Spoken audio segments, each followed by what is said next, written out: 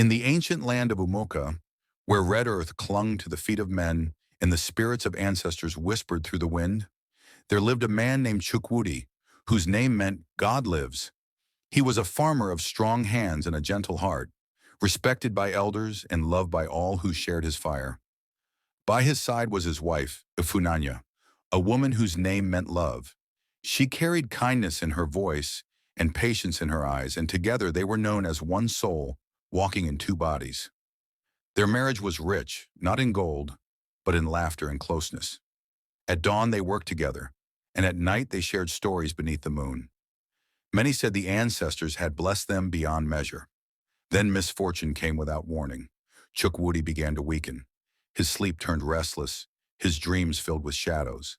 His body grew thin, his strength failed him, and his breath became heavy even under the cool evening sky. Crops that once thrived under his care withered. Animals fell dead without sickness.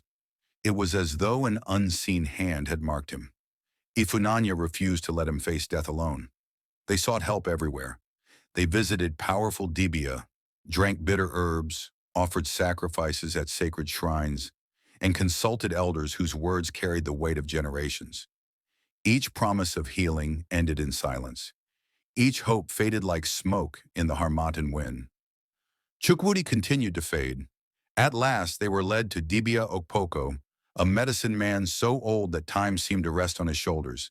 His eyes saw beyond flesh and bone.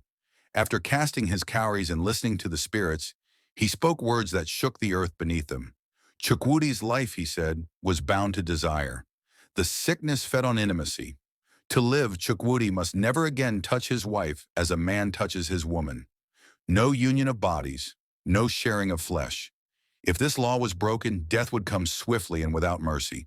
The price of life was separation within love. Chukwudi agreed at once. Life was precious, and Ifunanya, though broken by the decree, accepted it with tears. They believed love could survive anything. And so they lived under the rule of sacrifice. They ate together but slept apart. They spoke softly at night but never crossed the space between them. The warmth of shared skin became a memory. Desire turned into silence, and silence became a wound that never healed. Years passed. Chukwudi's health returned. His farms flourished once more. The village praised the medicine man and spoke of Chukwudi as one who had cheated death. But inside their home, something slowly died. Ifunanya's laughter disappeared. Her eyes carried longing she could not name. Love without touch became a heavy burden, and loneliness grew even in togetherness. One night, rain fell hard upon the land, and thunder shook the heavens. Fear and longing walked freely that night. Ifunanya reached for Chukwudi, not out of desire alone, but from years of hunger for closeness. Chukwudi remembered the warning. He remembered the price. But he also remembered love. He chose love. When morning came, Chukwudi did not rise. His face was calm, as though he had accepted his fate long before it arrived. Ifunanya's cries filled the village, but no tears could call him back. She lived many years after, but never remarried, never laughed the same again. The elders of Umuoka still tell this story by firelight. They say some lives are preserved by sacrifice, but some sacrifices slowly destroy the soul.